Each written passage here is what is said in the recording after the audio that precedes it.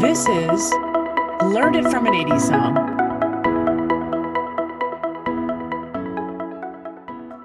Hello and welcome to Learned It from an 80s Song.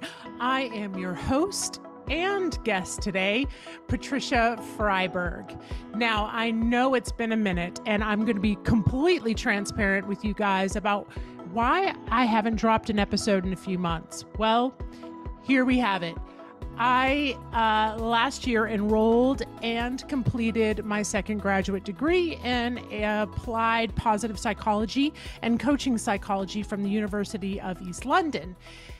And I'll tell you that it has been 20 years since my last graduate degree, and things have changed from microfiche to the World Wide Web, right? So there was a big learning curve for me, and I love the program. There was a lot of academic rigor in this program, and the pace of the program was full-time, so it was really full on. I literally turned my dissertation in on Christmas Day. So I'll be honest, it stretched me. And in a good way. And I have so much knowledge to share with you. And my work now is figuring out the best way to get this information to you with maximum impact. So I'll continue to mull this over. But meanwhile, we got to get back to the show. And Learned It from an 80s Song show must go on. So here we go. The song that best resonates with the story I'm going to share with you today. Can I get a drum roll, please? The song is Our House by the British band Madness.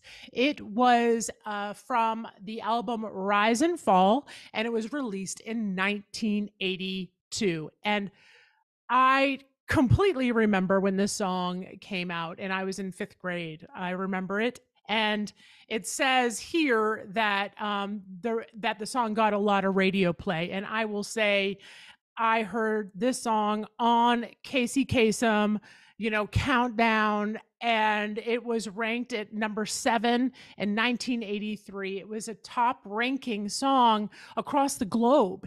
And interestingly, the genre of the music is actually falls under ska and pop. So you can really hear the ska influence in the song, It Must Be Love. So check it out.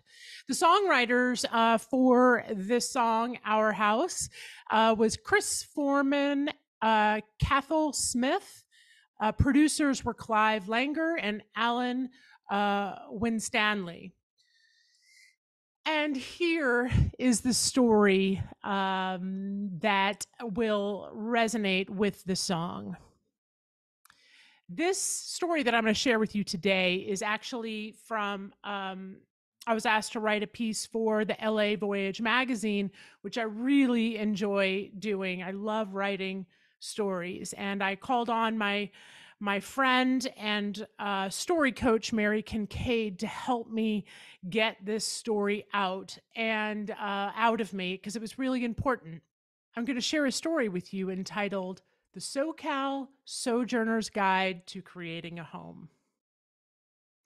In 2005, I was living in Chicago, managing one of the largest fitness facilities in the world, while working as a psychotherapist in a clinic and even fitting in some of those sweet side gigs like getting to teach Pilates classes at Harpo Studios.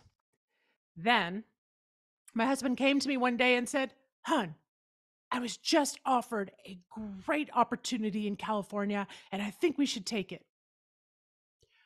4 months later, we arrived at LAX with our 1-year-old son, George, and our 2 cats, Greta and Lewis.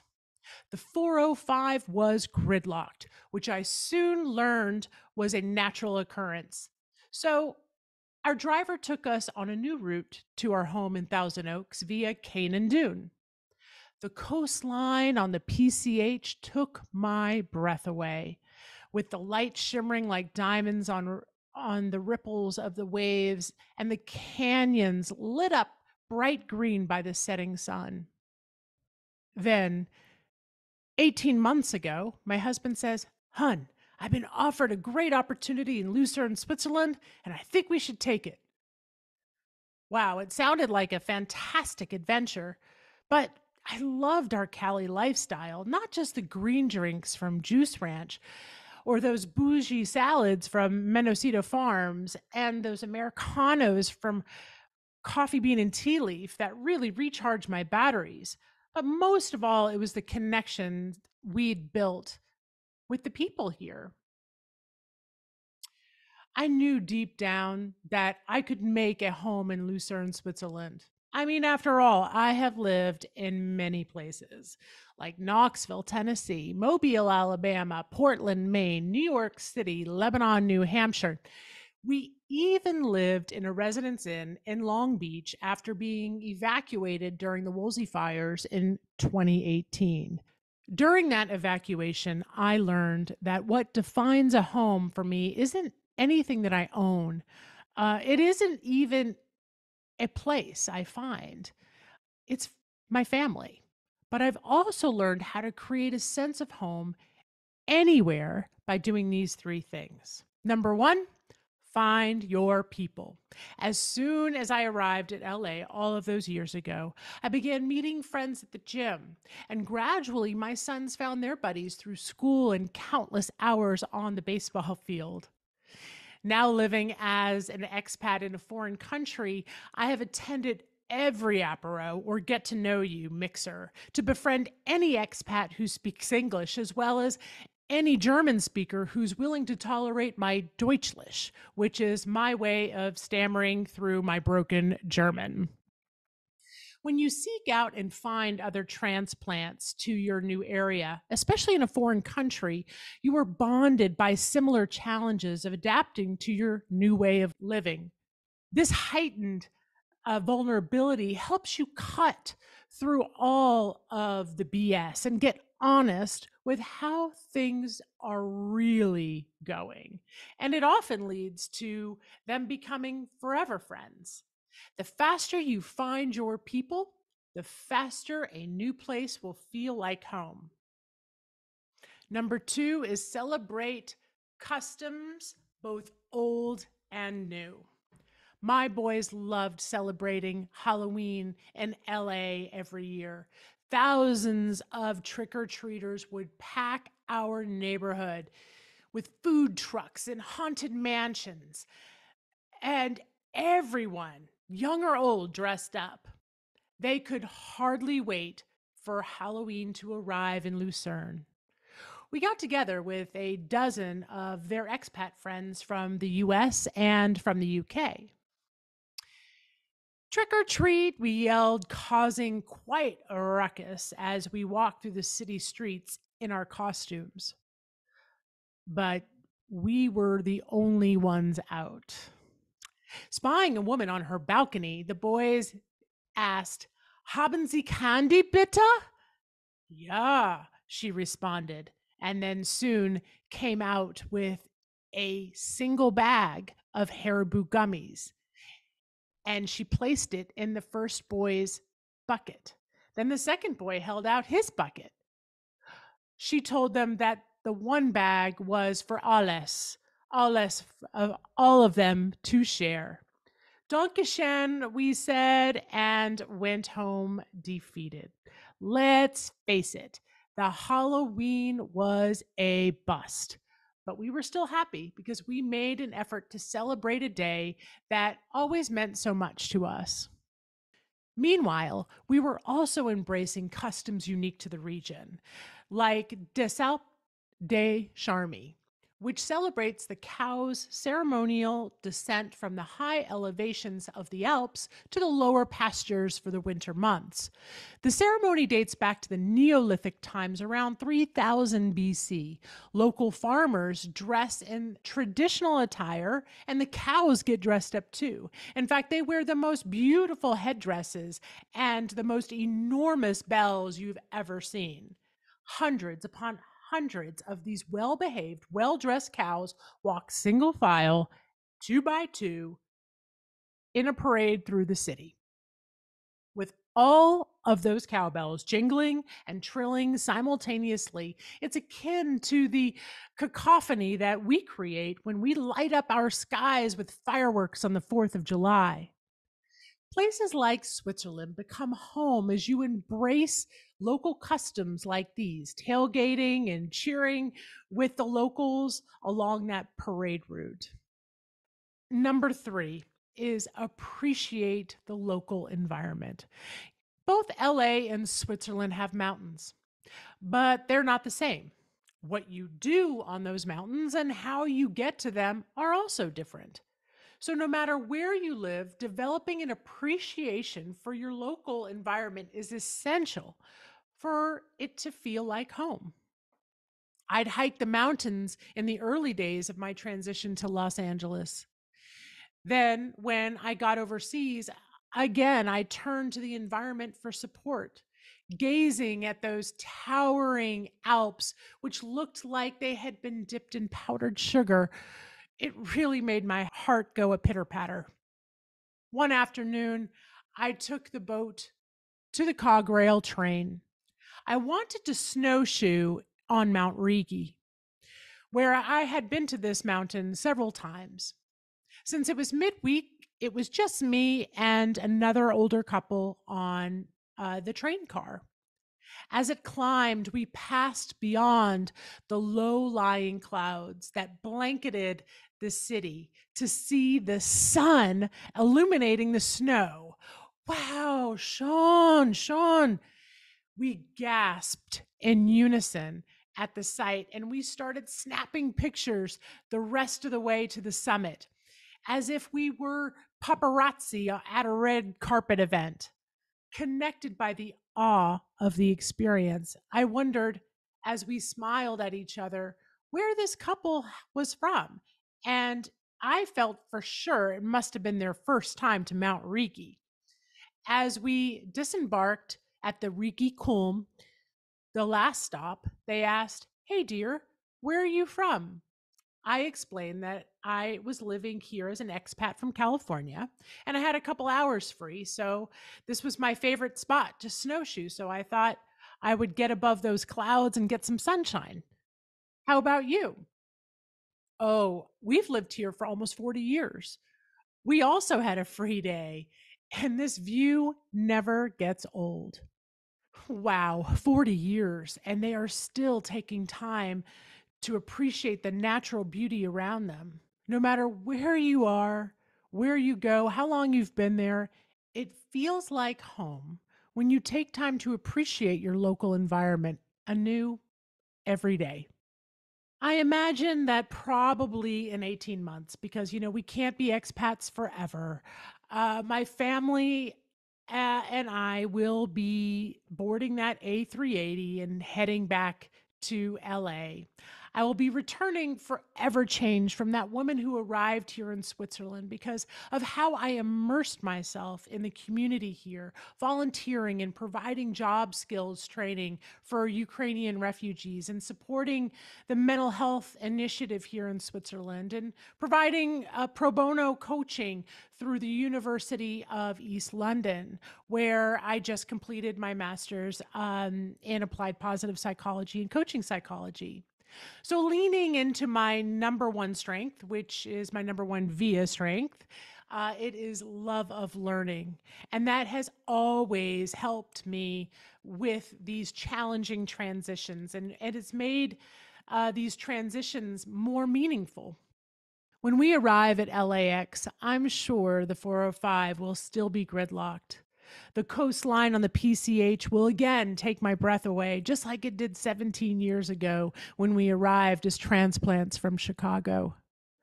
I look forward to meeting my friends at 101 North for my favorite cocktail, the Lovely Loon, and then getting my hair done with Rosie at Bliss Salon while catching up on everything that I've missed over the past years. I'll eagerly look up concerts coming to the Hollywood Bowl, get my favorite green juices, and block off at least 30 minutes for parking lot conversations at the Coffee Bean.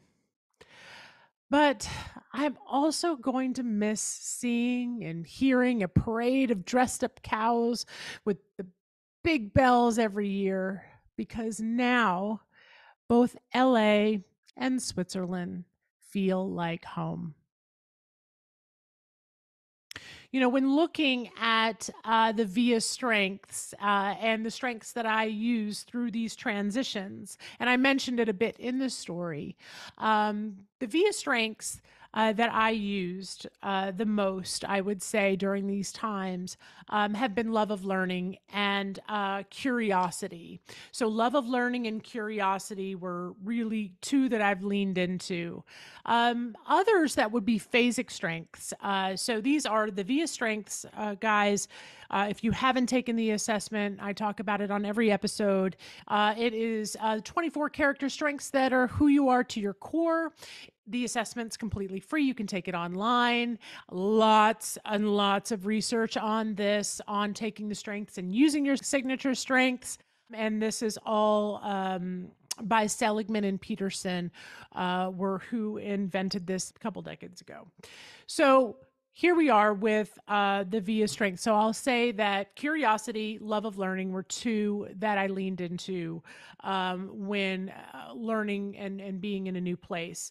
Others that would be phasic strength. So those are strengths that you would use at certain times in your life. Like, let's just say, let's go into when I shared with you the story of going up into the Alps and appreciating beauty, or hiking up into the Santa Monica Mountains in Los Angeles.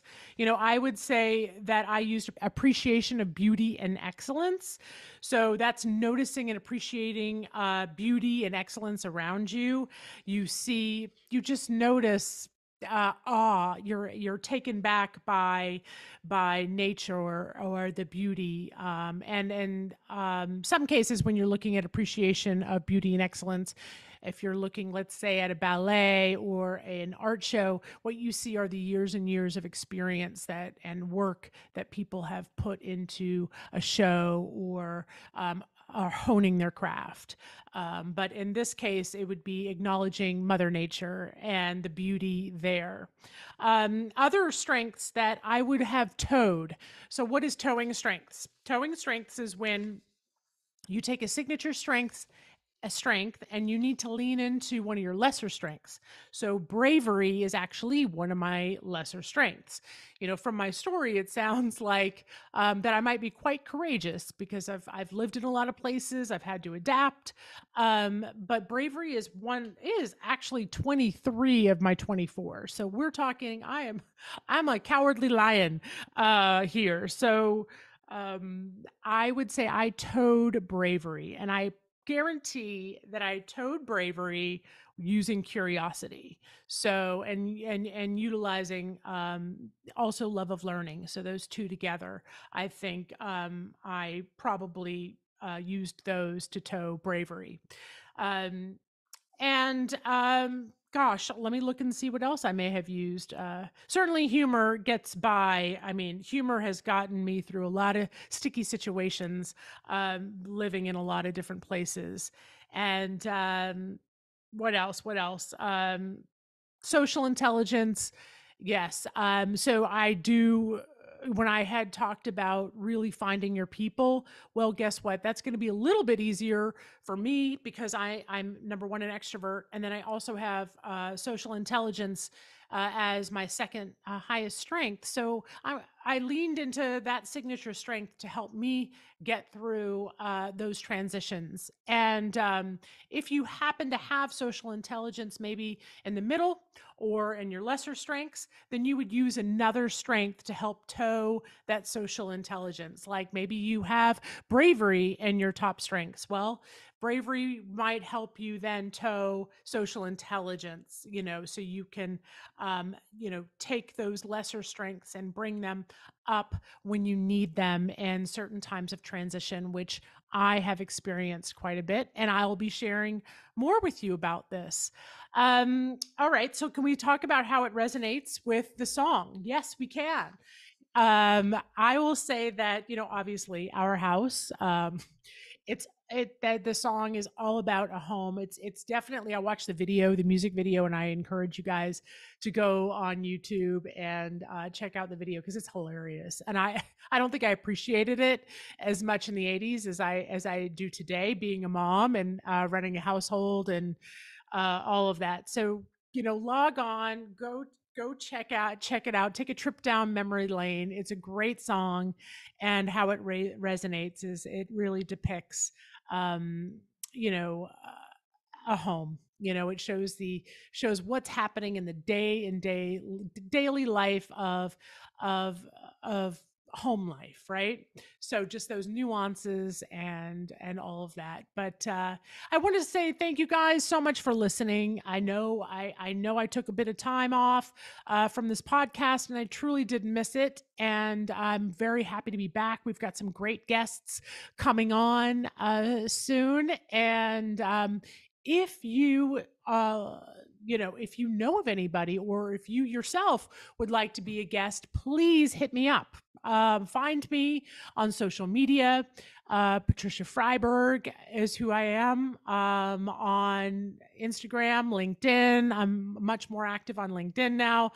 And let's see. Those are really the best ways to get a hold of me. Also, you can contact me directly at patriciafreiberg@gmail.com. And that is probably a great way to get a hold of me if you'd like to be a guest.